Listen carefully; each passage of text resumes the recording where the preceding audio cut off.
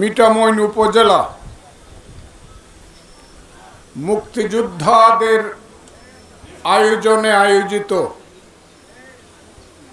আজকের এই সভার সম্মানিত সভাপতি বীর মুক্তিযোদ্ধা আমার রণাঙ্গনের সাথী, আমার ভাই, আমার অনুজ প্রতিম ইব্রাহিম মিয়া, মিঠামইন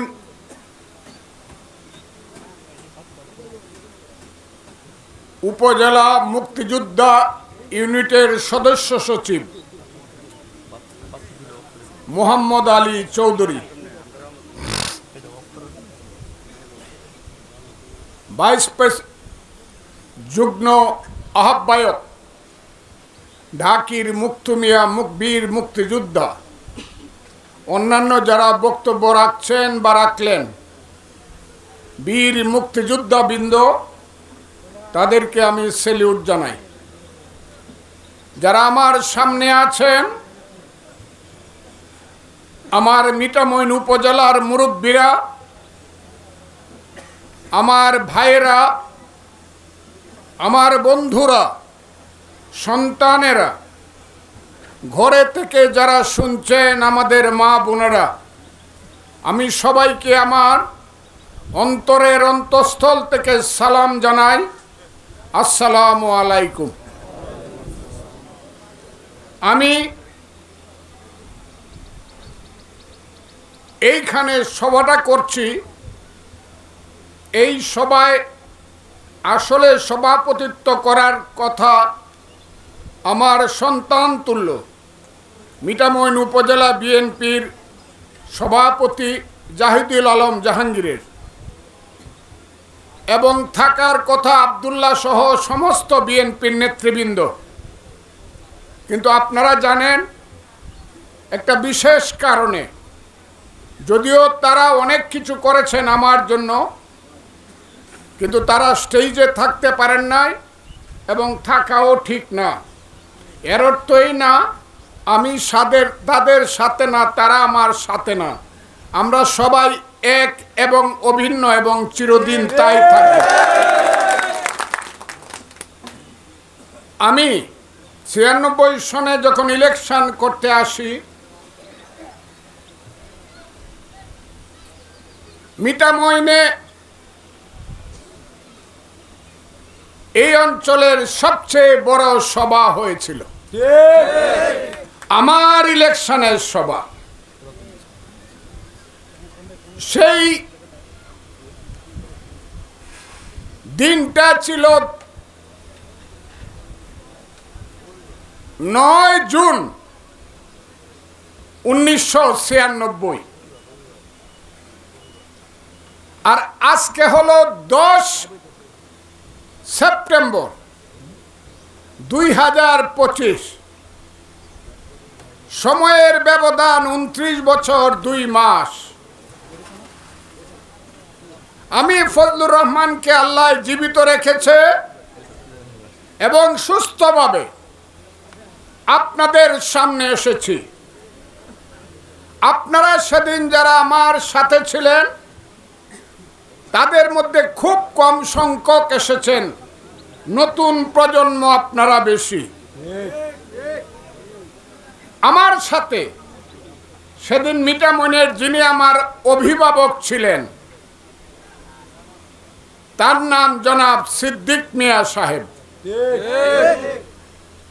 আরেকজন ছিলেন, তার নাম আব্দুল সামাদ মিয়া। দুইজনেই আমার গার্জিয়ান অভিভাবক ছিলেন মিঠামইনে। এই মিঠামইনে আমার সাথে অনেকেই ছিলেন। তখন আমি কন্টেস্ট করছিলাম মিঠামইনেরই এক সন্তান জনাব আব্দুল হামিদের সাথে।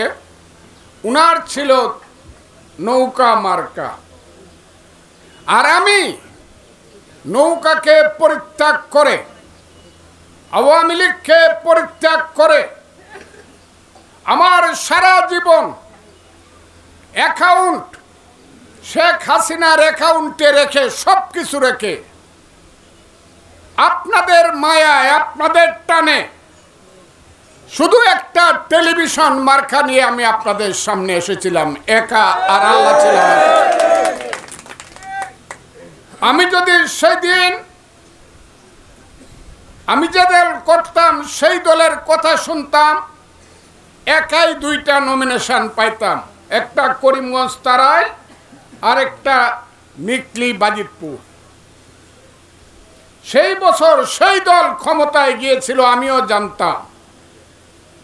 কিন্তু সব কিছু ছেড়ে আমি হাওর এলাকায় এসেছিলাম এই কারণে, এই হাওরে আমার নারী পোতা ছিল।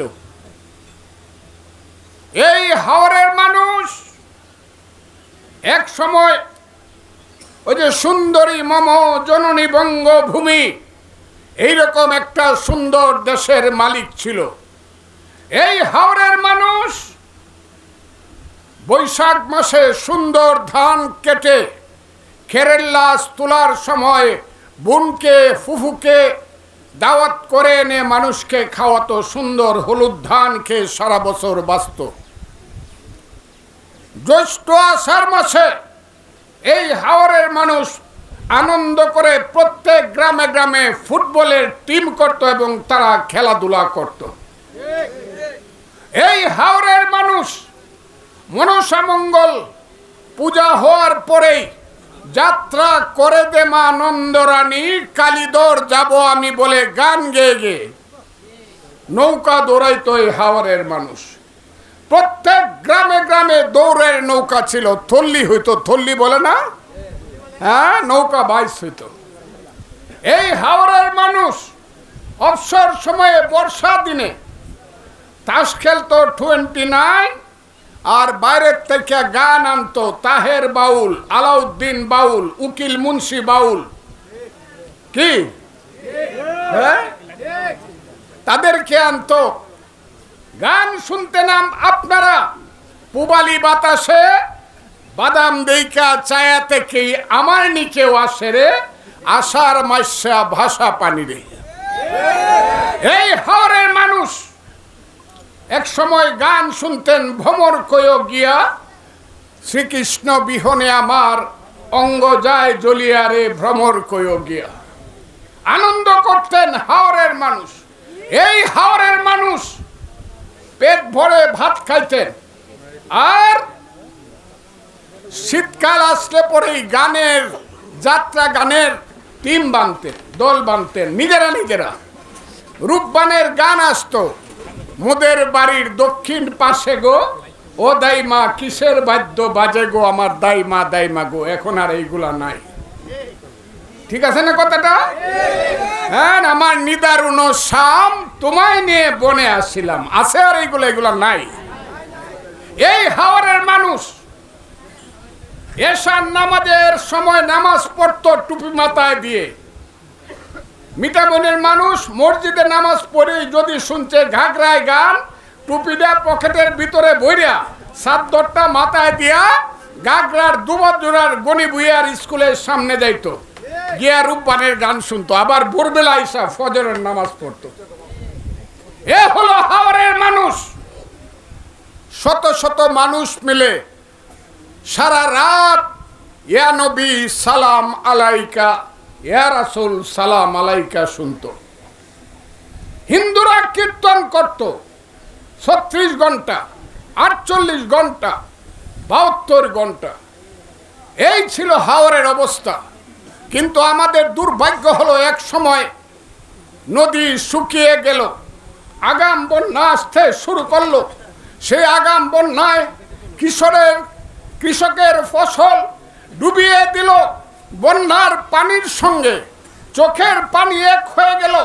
1 বছর ফসল পাইল না, 2 বছর ফসল পাইল না, গরু বেচলো, বাছুর বেচলো, 3য় বছর ফসল পাইল না, 3-এর ঘর বেচলো। 4র্থ বছর যখন ফসল পাইল না, সব কিছু রাইখা নূরের সালায় চলে গেল বস্তিতে। সেই মানুষ চলে গেল সেই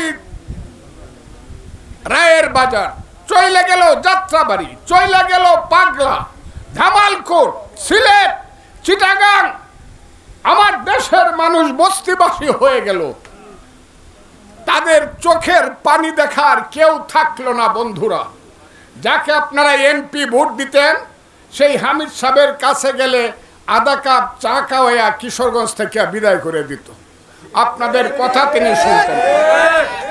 সেই হামিদ সাহেব যখন এমপি ছিল, একদিনের জন্য কোনো কাজ করে নাই, তখন আপনারা আমার কাছে গেলেন। আপনি কিশোরগঞ্জের এমপি থাকিয়া কি হইব? আপনার দেশের মানুষ যদি মরে জায়গা, আপনার এমপিগিরি দিয়া কি লাভ হইব? আপনাদের দুঃখে দুঃখী হইয়া, আমার জন্ম মাটির দুঃখে আমি দুঃখী হইয়া, আমার জীবনের সমস্ত কিছু ফেলে রেখে আমি আপনাদের সঙ্গে নিজের জীবনকে যুক্ত রাখার জন্য একটা টেলিভিশন মার্কা নিয়ে এসেছিলাম। সেই টেলিভিশন মার্কায় আমার কোনো দল ছিল না, সমস্ত মানুষ আমাকে ভোট দিল। আমি হামিদ সাহেবের চেয়ে, নৌকা মার্কার চেয়ে হাজার হাজার ভোট বেশি পাইলাম। আমাকে, হ্যাঁ এটা সত্য তো, আমাকে বেসরকারিভাবে ঘোষণা করা হইল। আনন্দ করে মিছিল করলাম। হামিদ সাহেব বাজার থেকে রেজাল্ট শুনে, অফিস থেকে রেজাল্ট শুনে বাড়িতে যাইতে পারে না, বাসের সালির উপরে গিয়ে পড়ে গেল গা, সবাই জানে। সেই ইলেকশনে দেখা গেল 22 ঘন্টা অষ্টগ্রাম থানা রেজাল্ট বন্ধ। প্রশাসনের সঙ্গে যুক্ত করিয়া, চক্রান্ত করিয়া আজকে মারা গেছে যে লোকটা, আল্লাহ তাকে বেহেশত নসিব করুক, আমি সবাইকে মাফ করে দেই। সে আতপোষার চেয়ারম্যান ছিল রব্বুইয়া, রব্বুইয়ার নৌকা ছিল একটা, সেই নৌকার মধ্যে সারা রাত ব্যালট পেপারে সিল মারিয়া আমার ব্যালট পানিতে ফালাইয়া দিয়া আমাকে 2000 বুটে ফেল দেখাই। আপনারা সবাই কানলেন, আমি কানলাম না, মনে মনে শপথ নিলাম যতদিন জীবন থাকবে ভাটির এই দুঃখী মানুষ, অসহায় মানুষকে আমি কোনো দিন ছেড়ে যাব না। আমি আপনাদের গত 30 বছর যাবৎ কোনোদিন কি ছেড়ে গেছি সুখে দুঃখে? বলুন তো, আপনারা বলুন। আমি কোনো দিন আপনাদেরকে ছেড়ে যাই নাই। কত সংগ্রাম এসেছে, কত কিছু এসেছে, কত দুঃখ, কত বেদনা। এই মিঠামইনে কত অত্যাচার হয়েছে জাহাঙ্গীরদের উপরে, গড় নিছে, বাড়ি নিছে, জেলখানায় নিছে, কত কর্মীর জেল হয়েছে।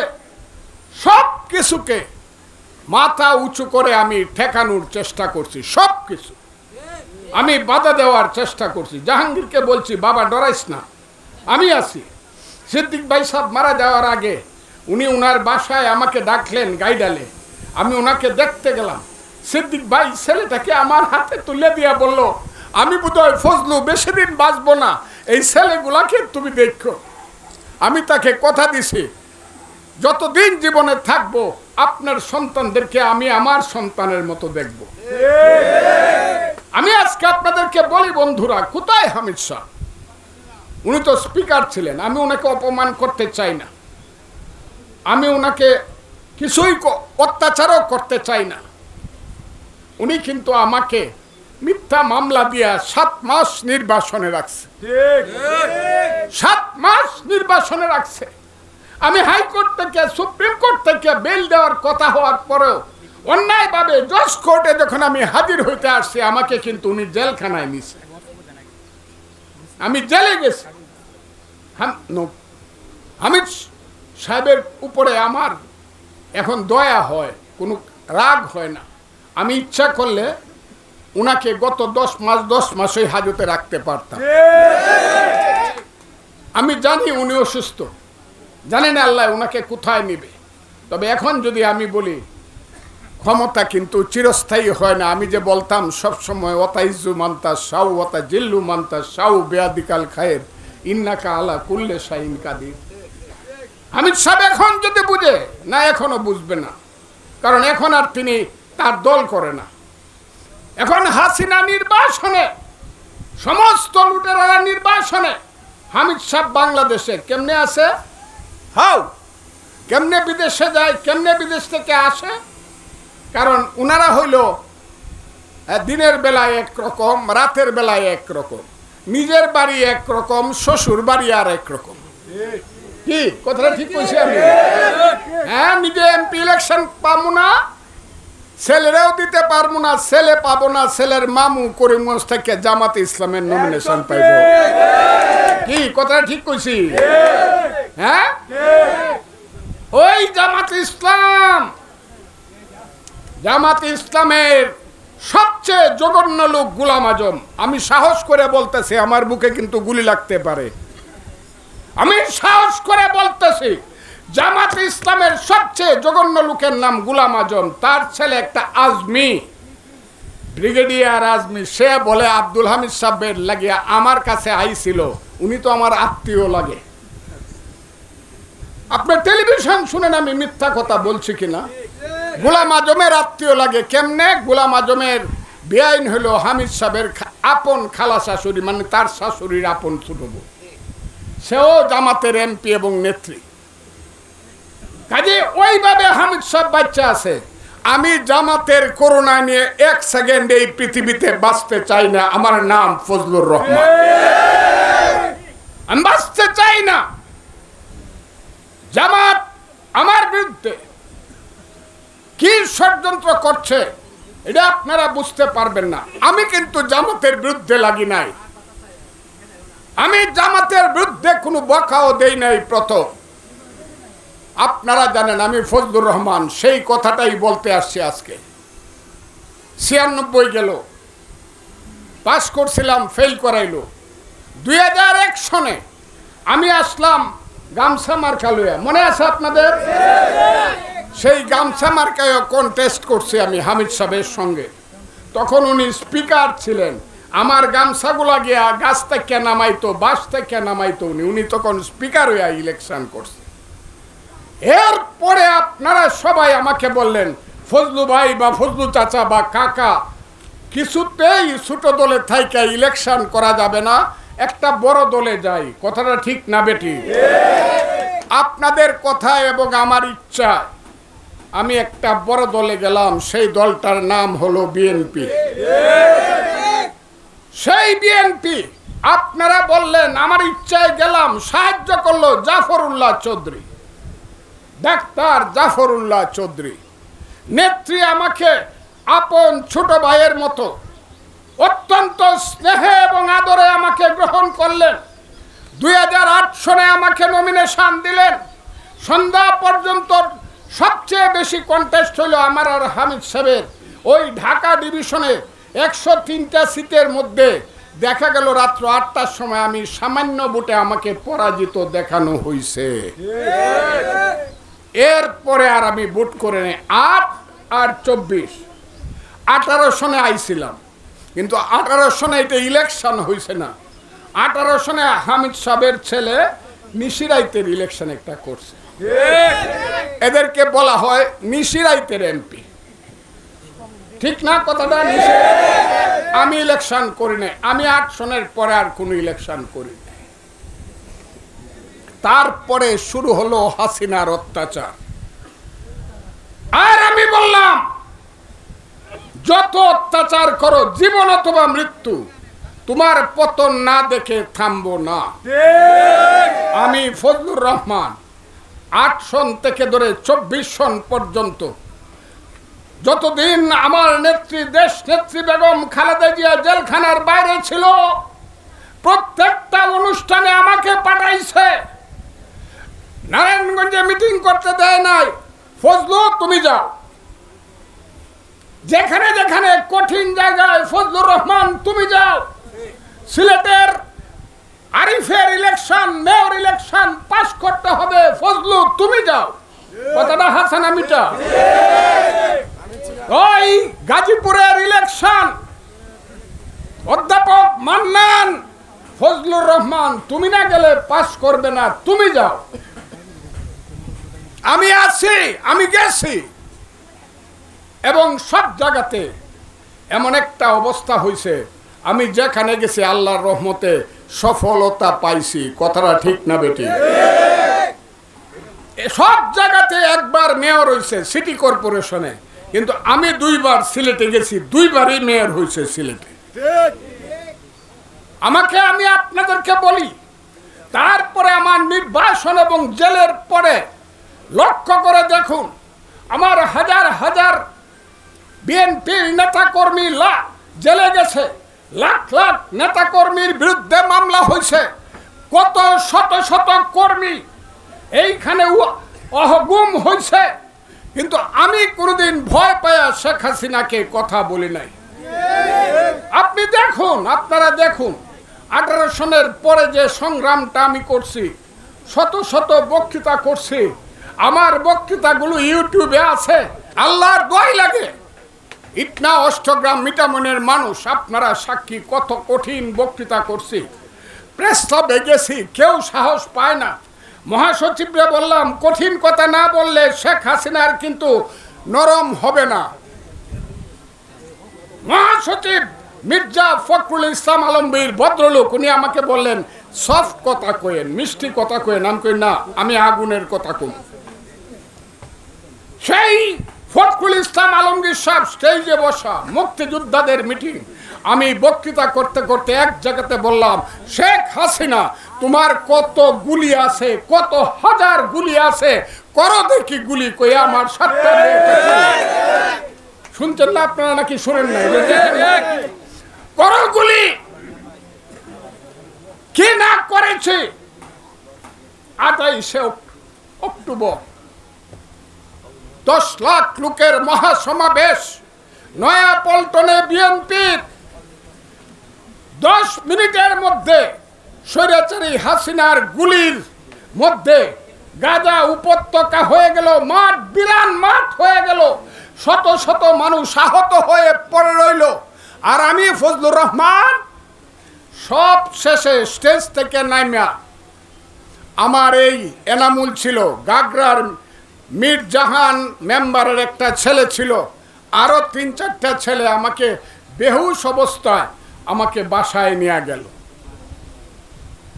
সেই ফজলুর রহমান, আমি হাজার হাজার নেতাকর্মী জেলে গেল, লাখ লাখ নেতাকর্মীর নামে মামলা হলো, আর আমি ফজলুর রহমান বললাম, আমি কোথাও যাব না, মৃত্যু অথবা হাসিনার পতন, দুইটার একটা হবে, হয় আমার মৃত্যু না হয় শেখ হাসিনার পতন। আমি আমার স্ত্রীকে বললাম, তুমি বিধবা হতে পারো, কথাগুলো আমি প্রত্যেক দিন বলি। আমি আমার সন্তান, 2টা সন্তান, যোগ্য 2টা সন্তান, আল্লাহর রহমত, আমার 4টা সন্তান, 3টা ছেলে, সবাই বড় ছেলে, মেজো ছেলে, ছোট ছেলে, মেয়ে আমেরিকাতে আছে, মেয়েরে পাইনি। সবাইকে বলছি, তোমরা পিতৃহারা হতে পারো, এতিম হতে পারো, কিন্তু আমার মুখ থামবে না। আমি ঘর থেকে পালাবো না। আল্লাহর অশেষ রহমত, 28 অক্টোবরের পরে 31 অক্টোবর কানাডাতে আমি ফোন করলাম, ফেস দ্য পিপুলের সাগর সাহেব নামে একজন সঞ্চালককে, ভাই আমি কথা বলবো, কেউ কথা বলে না, দেশটা কিয়ামত হয়ে গেছে, নিস্তব্ধ হয়ে গেছে দেশ। আমি প্রথম কথা বলছি, আমি ফজলুর রহমান। আজকে আমার কেন কান্না আসে আপনি জানেন? যখন তোমার কেউ ছিল না তখন ছিলাম আমি, এখন তোমার সব হয়েছে, পর হয়েছে আমি। আমার কি বলবো আমি সেই কানাডার ফেস দ্য পিপুলে বললাম, হাসিনাই খুনি, হাসিনা সরকারই খুনি, আমরাই এই দেশের মানুষের পক্ষের মানুষ, হয় মৃত্যু না হয় জেল, হাসিনাকে চলে যেতেই হবে। এরপরে কত কথা বলেছি আপনারা নিশ্চয়ই জানেন। এমনও বলেছি, হে আল্লাহ, হে আল্লাহ, শেখ হাসিনা সরকারের পতন না দিয়ে আমার মৃত্যু দিও না। আপনারা শুনেন নাই আমার কথাটা? হ্যাঁ, আমি আপনাদেরকে সাক্ষী রেখে সব কথা বলছি। যেদিন শেখ হাসিনা চলে যাবে, 5 আগস্ট, 14 আগস্ট আমি বলেছি, আর 24 ঘন্টা আছে শেখ হাসিনার সামনে। 24 ঘন্টার মধ্যে শেখ হাসিনা চলে যাবে। আল্লাহ আমার মুখে কি দিয়েছে আমি জানি না, 24 ঘন্টার মধ্যে শেখ হাসিনা চলে গেছে। আমি বলেছিলাম শেখ হাসিনা উত্তর সিরানা হয়ে গেছে, আগের দিন একটা সময়, পরের দিন একটা সময় শেখ হাসিনা গেছে না। ঠিক না কথাটা? আমার চেয়ে এত আনন্দিত মানুষ, আমি এত স্বস্তি এত শান্তি পাইছি যেদিন 16ই ডিসেম্বর মুক্তিযুদ্ধ জয়লাভ করছিল, সেই দিন আমি কিন্তু শান্তি পাই নাই। আমি মেঘনা নদীর পারে, কালনী নদীর পারে বৈশা কাঁদছিলাম মানুষ যে মুক্তিযুদ্ধে যারা শহীদ হয়েছে বন্ধুরা, তাদের জন্য। কিন্তু 5ই আগস্টে আমার মনটা শান্তি হয়েছিল যে দেশে বুঝি গণতন্ত্র আসবে। আমি ছেলেদেরকে বাবা ডাকলাম, যারা এখন এনসিপি করে, তারা বলছিল বৈষম্য বিরোধী ছাত্র আন্দোলনের সমন্বয়ক 158 জন। আমি বললাম এরা বাপের কাম করছে। 1 মাস গেল, 2 মাস গেল, আমি দেখি খালি খটকা লাগে, কথা যেন মিলে না,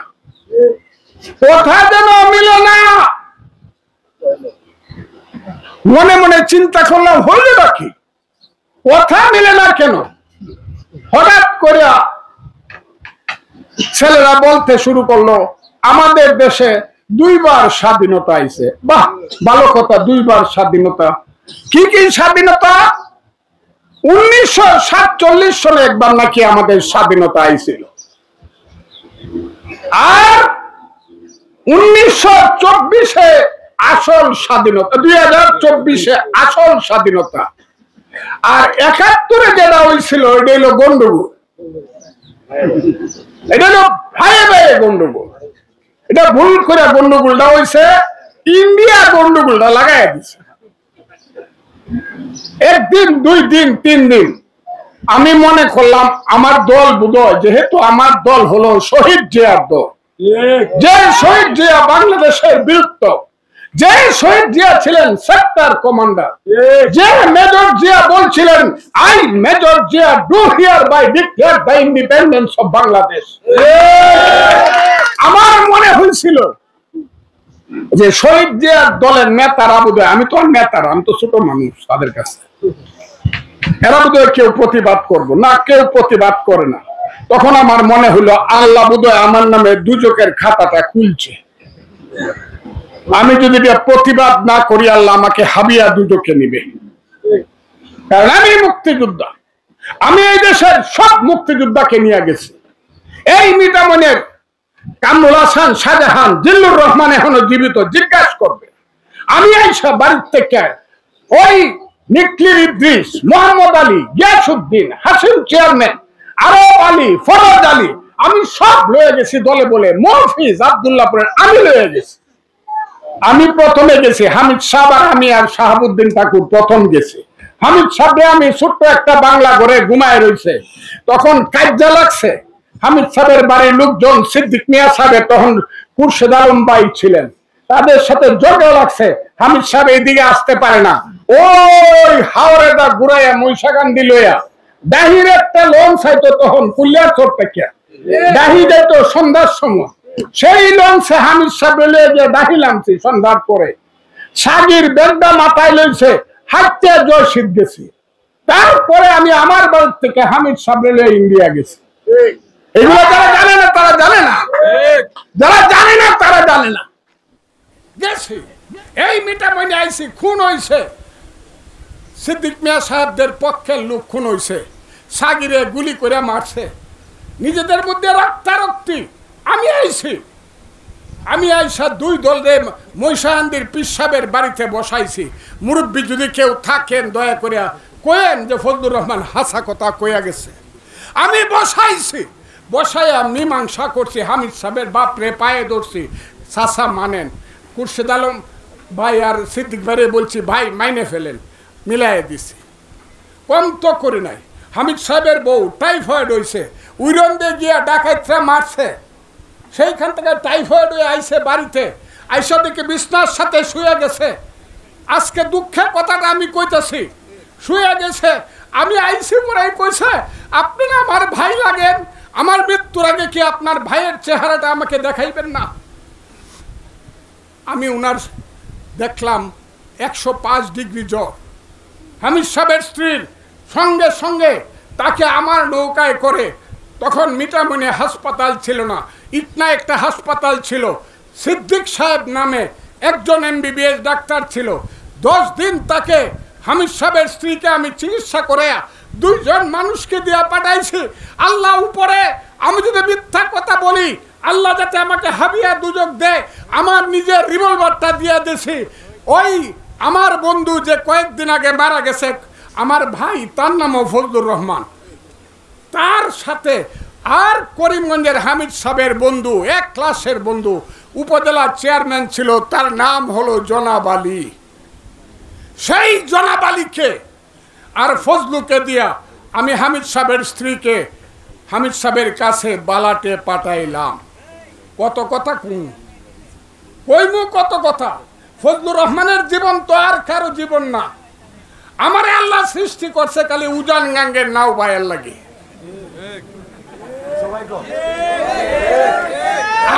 আমি হইলাম উজান গাঙ্গের নাইয়া, আমি উজান গাঙ্গে নাও ভাই,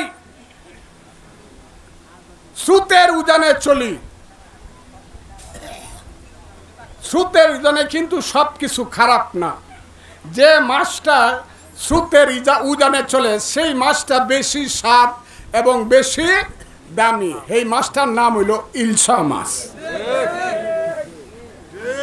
কাজে আমি আজকে আপনাদেরকে বলি, কি বলবো আপনাদেরকে, মুক্তিযুদ্ধ হইল, মুক্তিযুদ্ধ শেষ হইল, সব কিছু হইল, আমি আসলাম কোথায়?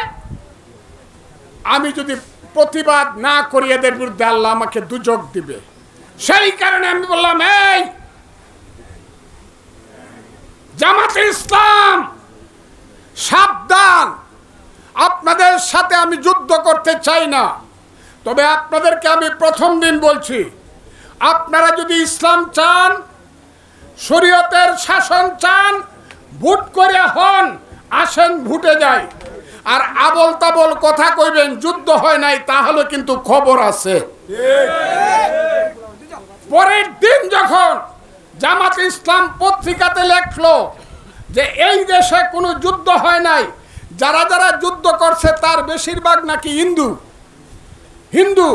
ইন্ডিয়ার থেকে যুদ্ধ করছে, অস্ট্রেলিয়ায় যারা যুদ্ধ করছো তারা মাপ চাও আল্লাহর কাছে। সেই দিন আমি বলছি, এই আলবদরের বাচ্চারা, রাজাকারের বাচ্চারা এখনো কিন্তু জীবিত আছি রে। সেই দিন বলছি আমি কি এমনি জামাতের সাথে ঝগড়ায় গেছি? আমি কি ঝগড়া করার মানুষ নাকি?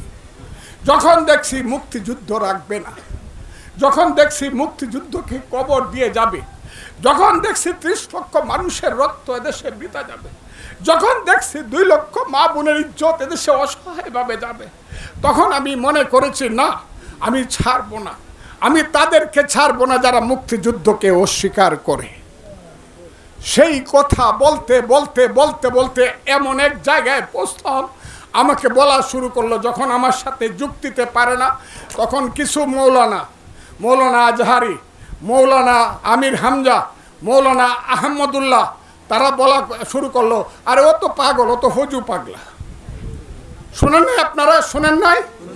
আমি ফজু পাগলা। আপনাদের কি মনে হয় আমি ফজু পাগলা?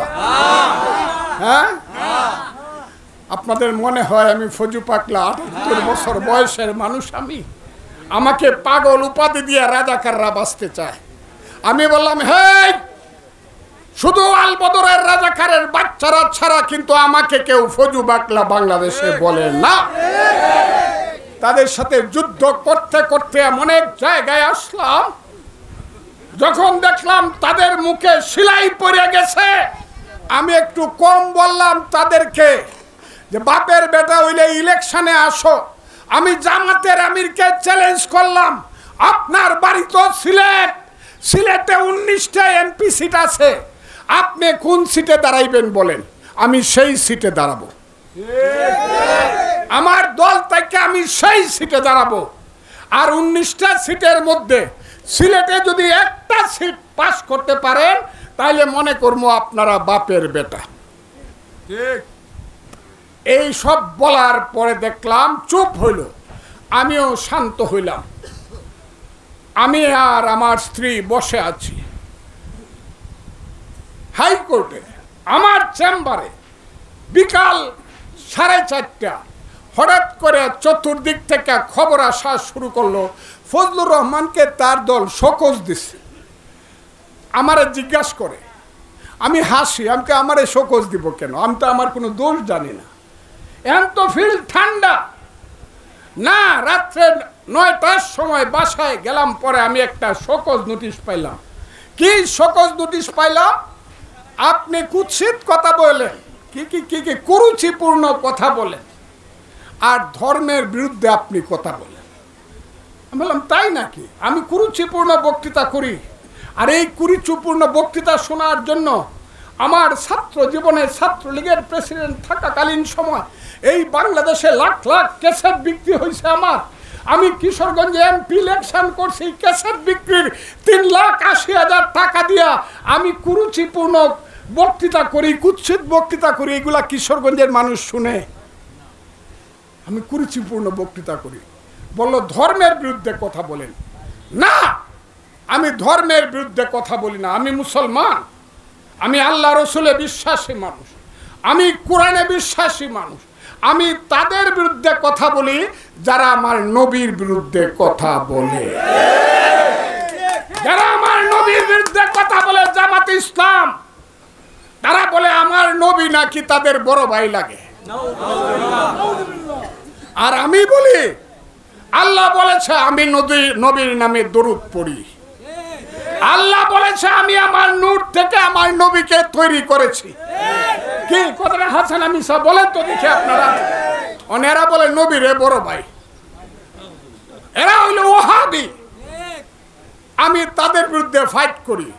আমার একটা তরিকা আছে, সেই তরিকার নাম হইল আহলে সুন্নাতুল জামাত, সুফিবাদ। যে সুফিবাদের মাধ্যমে ভারতবর্ষে ইসলাম ধর্ম এসেছে। ভারতবর্ষ তো সব ছিল হিন্দু আর বুদ্ধ। মুসলমান করলো কে? মুসলমান করলো ওলিয়া উলিয়ারা। কথাটা ঠিক না বেঠিক বলেন আপনারা?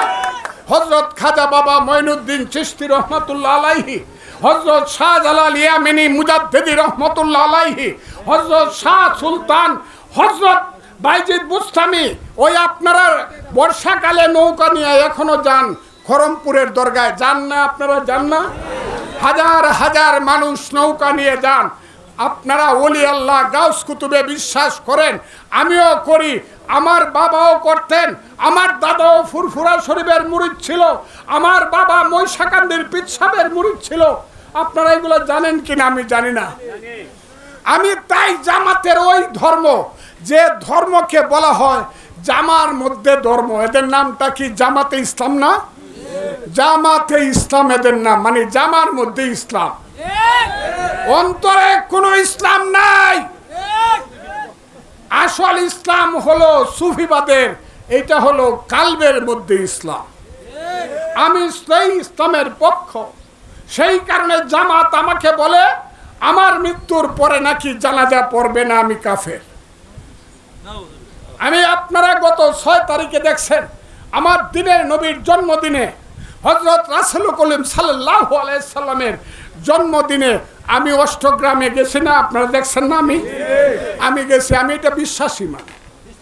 আমি হযরত সিলেটে গেলে পরে হযরত শাহজালালের দরগায় যদি আমি মুনাজাত না করি, শাহপরানের দরগায় যদি মুনাজাত না করি, আমার মনে হয় আমার সিলেটে আসাটা ঠিক হয় নাই। আপনারা কি বুঝছেন আমার কথাটা? অনেক ধর্ম থেকে যদি জামাতিরা আমাকে বলে কাফের, আমার করার কি আছে? এবং সেই জামাতিরা আমার ধারণা চক্রান্ত করিয়া আমার দলকে দিয়া, কি কারণে আমি জানি না, আমার কি অপরাধ, 3 মাসের জন্য বলছে তোমারে স্থগিত করলাম, তোমার খালি মুখটা খোলা থাকবো আর কামকর্ম হইব না বিএনপিতে। আচ্ছা মানলাম দলের কথা, দলের কথা মানছি বলে আজকে জাহাঙ্গীর এখানে সভাপতিত্ব করে না। আমি কইছি তোমার সভাপতিত্ব করার দরকার নাই, আমি আগে মিডিয়ামন্ডের মানুষকে জিগাই যে আমি তাদের ফজলুর রহমান কি না। আমি আপনাদের ফজলুর রহমান? আপনারা কি চান? আমার বয়স 78 বছর। 78 বছর 6 মাস পরে হবে, 1 মাস পরে আমার বয়স যখন 79 বছর হবে তখন ইলেকশন হবে। যদি ইলেকশনে আল্লাহ আমাকে পাস করায় আপনাদের দোয়ায়, তাহলে আমার বয়স হবে কত? 84 না?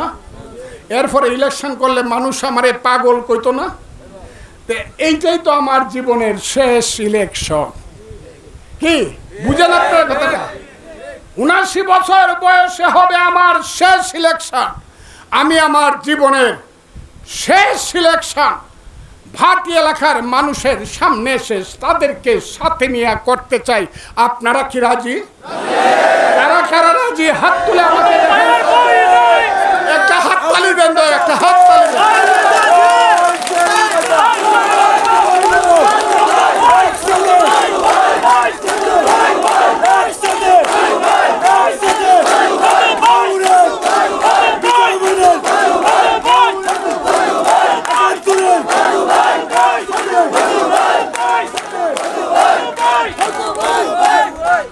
আমি তারপরেও বলি, আমি আমার দলের মার্কা চাই ধানের শীষ। এটা আপনারা চান না? যারা চান হাত তুলেন তো দেখে। তাহলে দুইটা হইল।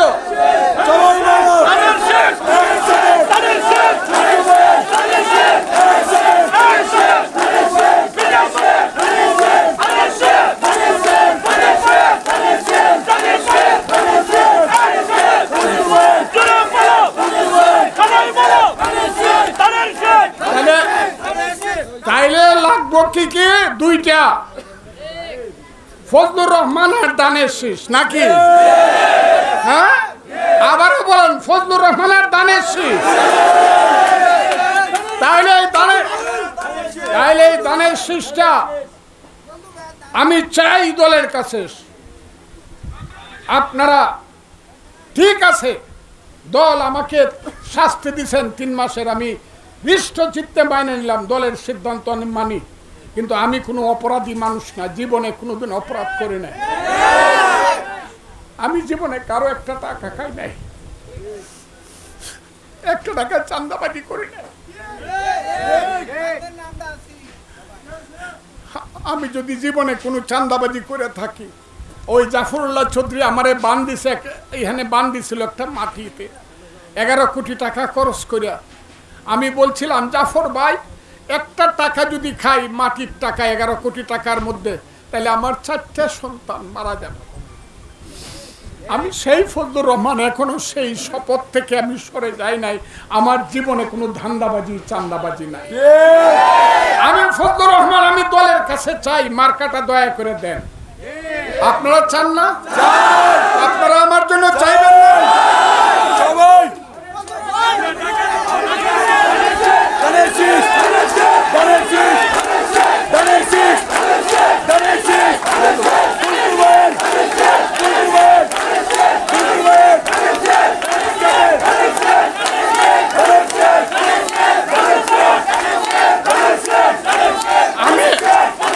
থ্যাংক ইউ, আপনাদেরকে ধন্যবাদ। আমি একটা কথা বলি, এটাই আমার কথা। আমি ইলেকশন করতে চাই, আপনারা আমার সাথে আছেন, তাই তো কথা।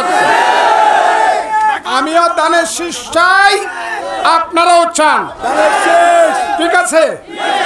এই পর্যন্ত থাকুক। আপনারা দলকে বলেন, দল আপনাদের কাছে যাবে যে আপনারা কাকে চান। যাবে দল আমার কাছে রাখেন, কথাটা শুনেন। আর দরকার নাই, দলের কাগজ যাবে আপনাদের কাছে। আপনারা দয়া করে বলে দিবেন, দান চাই কিন্তু ফজলুর রহমানকে চাই, এটা বলে দিবেন। পরেরটা পরে দেখা যাবে। তবে আমি একটা কথা আপনাদের সামনে সারা জাতিকে শপথ করতে চাই, আমি কোনোদিন মুক্তিযুদ্ধের বাইরে কোনো কাজ করব না, মুক্তিযুদ্ধের বাইরে যাব না। এই ব্যাপারে কারা কারা রাজি? আমি মুক্তিযুদ্ধের পক্ষে আছে, হাত তোলা দেন তো, একটা হাত তালি দেন।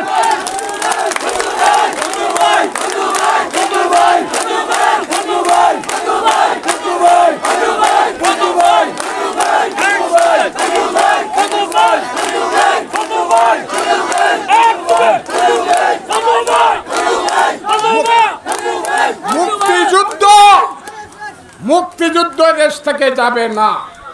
যতদিন এই যে স্টেজে বসে আছে মুক্তিযোদ্ধারা, তাদেরকে সাক্ষী রেখে বলছি, তাদেরকে আমি সেলিউট দিয়ে বলছি, হে মুক্তিযোদ্ধারা, আমি তোমাদের ভাই, তোমরা আমার সাথে আছো, তোমরা আমাকে আনছো, কথা দিয়ে গেলাম, জীবন অথবা মৃত্যু, কোন রাজাকারের আলবদরের বাচ্চারা মুক্তিযুদ্ধকে দেশ থেকে বিনাশ করতে পারবে না।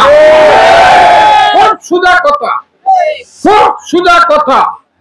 ওই যে নবীর বংশ ধ্বংস করছিল ইয়াজিদ রায় কারবালার মাঠে, সব মরে গেছিল আমার নবীর বংশে, কিন্তু একজন রয়েছিল, একজন, নাম জানে? হ্যাঁ, জয়নুল আবেদিন, হাশিমি বংশের জয়নুল আবেদিন। যে জয়নুল আবেদিনকে মা কুলে নিয়ে বলছিল, ময়ূরনা ময়ূরনা রে জয়নাল, আরবিতে বলছিল, আমি বাংলায় বলি, আমাদের দেশে কথাটা আপনারা জানেন কিনা, ময়ূরনা ময়ূরনা রে জয়নাল, জয়নাল তুমি ময়ূরনা, তুমি জয়নাল মরে গেলে নবীর বংশ রবে না। কথাটা আপনারা জানেন? আমি আজকে বলতে চাই, আপনারা শুধু দোয়া করবেন আমার জন্য। ফজলুর রহমান, আল্লাহ তোমাকে মারবে না, তোমার জন্য আমরা দোয়া করি, তুমি মরো না, তুমি মুক্তিযুদ্ধকে বাঁচাও, দেশকে বাঁচাও, রাজাকারের হাত থেকে, আলবদরের হাত থেকে তুমি দেশকে বাঁচাও। কারণ তোমার যে বাংলাদেশ, যে বাংলা একদিন জন্মগ্রহণ করেছিল হাজার হাজার মহামানব, যে বাংলার মাটিতে ব্রিটিশের অত্যাচারে জর্জরিত হয়ে বাংলার মায়েরা কেঁদে কেঁদে বলতো, ছেলে ঘুমালো, পাড়া জোরালো, বর্গি এলো দেশে, বুলবুলিতে ধান খেয়েছে, খাজনা দিব কিসে, ধান ফুরালো, পান ফুরালো, খাজনার উপায় কি, আর কটা দিন সবুর করে রসুন বুনেছি, সেই যে আমার মায়ের চোখের অশ্রু জল, সেই যে আমার মুসলমান মায়েরা নামাজ পড়ে দোয়া করত খুদার কাছে, হে খুদা, আমাদেরকে এমন এক সন্তান দেও, অমৃতের সন্তান, যে সন্তান আমাদেরকে বিদেশিদের অত্যাচার থেকে স্বাধীনতা দেবে, যে সন্তান হিন্দু মায়েরা তুলসী তলায় সন্ধ্যাবেলায় প্রদীপ জ্বালিয়ে ভগবানের কাছে প্রার্থনা করত, হে ভগবান, আমাদেরকে এমন এক অমৃতের সন্তান দাও, যে সন্তান বিদেশিদের অত্যাচার থেকে আমার বাংলাকে স্বাধীন করবে। বাংলা মায়ের সেই কান্নায় জর্জরিত হয়ে শত শত বছর যাবত দেশে যুদ্ধ হয়েছে, যুদ্ধ করেছে ফকির মজনু শাহ, যুদ্ধ করেছে তিতুমির হাজী শরীয়তুল্লাহ, ফাঁসির মঞ্চে গিয়েছে সূর্য সেন, ক্ষুদিরামের মতো দেশ প্রেমিকেরা। বাংলার স্বাধীনতা তারা দেখে যেতে পারে নাই। 1971 সনে আমরা যারা যুদ্ধ করে 7.5 কোটি বাঙালি, 30 লক্ষ লোক জীবন দিয়ে, 2 লক্ষ মা-বোন ইজ্জত দিয়ে আমরা যারা বাংলার স্বাধীনতা এনেছি, আমি আপনাদেরকে বলতে চাই, সেই বাংলার ইতিহাস থাকতেই হবে, থাকবেই, কোনোদিন তা ধ্বংস হবে না।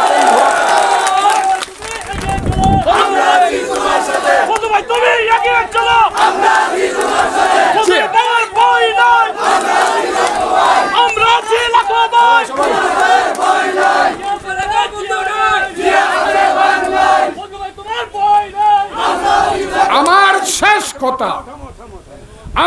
শেষ কথা, এই হাওড় অঞ্চলের না মিটামনষ্ট গ্রামের মানুষ, আমার শেষ কথাটা শুনে যান। জীবনে মরণে কোনো দিন আপনাদেরকে আমি ছেড়ে যাব না। আমার লাশটা মৃত্যুর পরে হাওড়ে আসবে, আপনাদের এলাকায় আসবে। আমি মরার পরে এই এলাকাতে আপনাদের সিদ্ধান্তে, আল্লাহর রহমতে আমি ঘুমাবো কবরে। আমি আপনাদেরকে ছেড়ে যাব না। অনেকেই অনেক কিছু হয়েছে, কিন্তু ভাটি এলাকাতে মানুষের ভালোবাসা ফজলুর রহমানের মতো কেউ পায় নাই।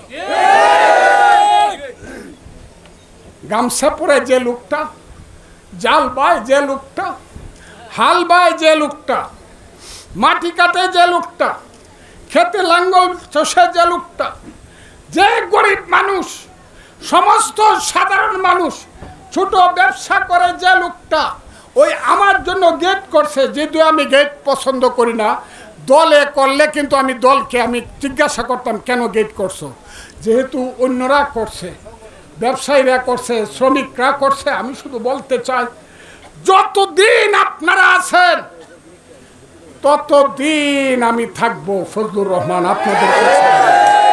আমার কথা এই পর্যন্তই।